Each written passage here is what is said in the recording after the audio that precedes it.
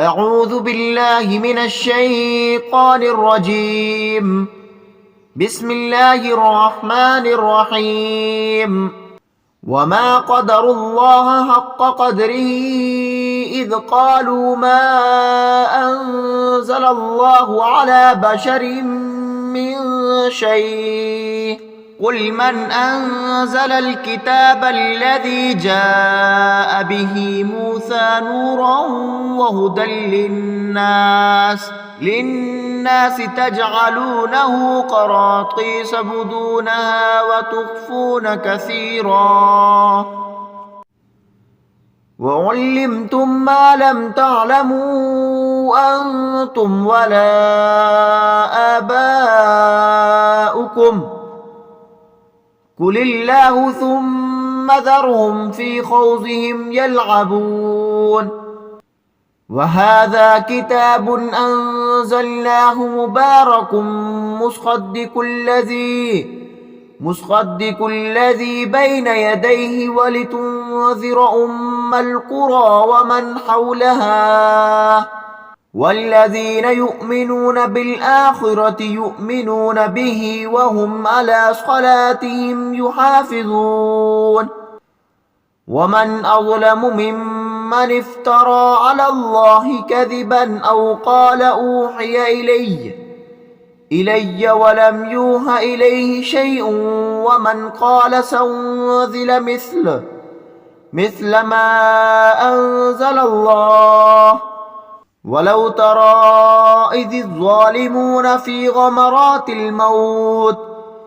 غمرات الموت والملائكة باسطوا أيديهم أخرجوا أنفسكم اليوم تجزون عذاب الهون بما كنتم تقولون على الله غير الحق وكنتم عن آياته تستكبرون. ولقد جئتمونا فرادا كما خلقناكم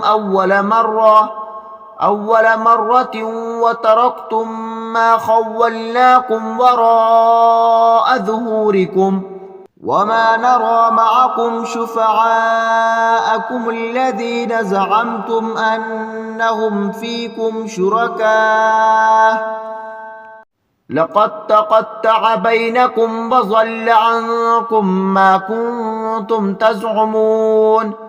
إن الله فالق الحب والنوى يخرج الحي من الميت ومخرج الميت من الحي ذلكم الله فأنى تؤفكون. فالق الإصباح وجعل الليل سكنا والشمس والقمر حسبانا ذلك تقدير العزيز العليم. وهو الذي جعل لكم النجوم لتهتدوا بها في ظلمات البر والبحر قد فصلنا الآيات لقوم يعلمون. وهو الذي أنشأكم من نفس واحدة فمستقر ومستودع قد فصلنا الآيات لقوم يفقهون. وهو الذي أنزل من السماء ماء فأخرجنا به نبات كل شيء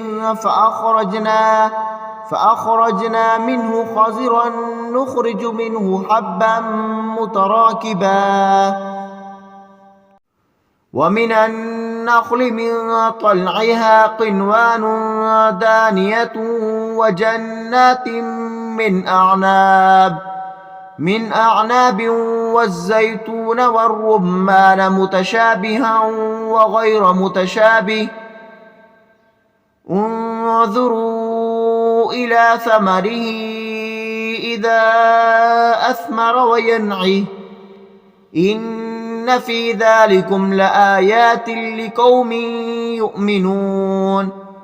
وجعلوا لله شركاء الجن وخلقهم وخرقوا له بنين وبنات بغير علم سبحانه وتعالى عما يصفون بديع السماوات والأرض أنى يكون له ولد ولم تكن له صاحبة وخلق كل شيء وهو بكل شيء عليم ذلكم الله ربكم لا إله إلا هو خالق كل شيء فاعبدوه وهو على كل شيء وكيل لا تدركه الأبصار وهو يدرك الأبصار وهو اللطيف الخبير قد جاءكم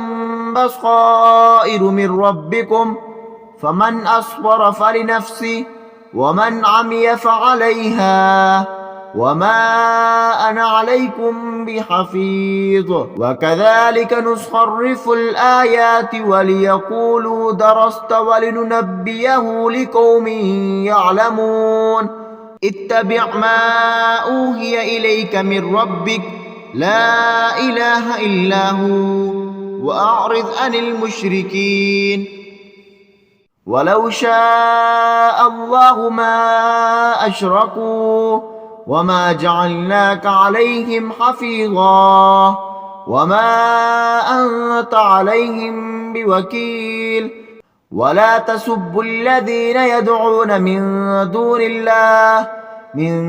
دون الله فيسبوا الله عدوا بغير علم كذلك زينا لكل أمة عملهم ثم إلى ربهم مرجعهم فينبئهم بما كانوا يعملون وأقسموا بالله جهد أيمانهم لئن جاءتهم آية ليؤمنن بها قل إنما الآيات عند الله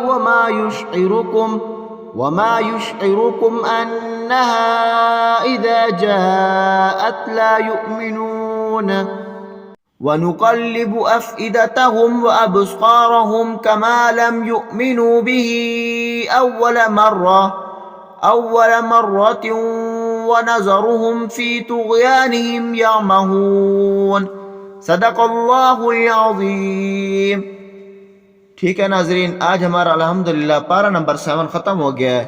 अब कल हम इंशाअल्लाह पारा नंबर 8 शुरू करेंगे। अब मैं आप लोगों से इजाज़त चाहता हूँ, दुआओं में याद रखें। इंशाअल्लाह मिलते हैं नए सबक के साथ। अस्सलामु अलैकुम व रहमतुल्लाहि व बरकातुहू।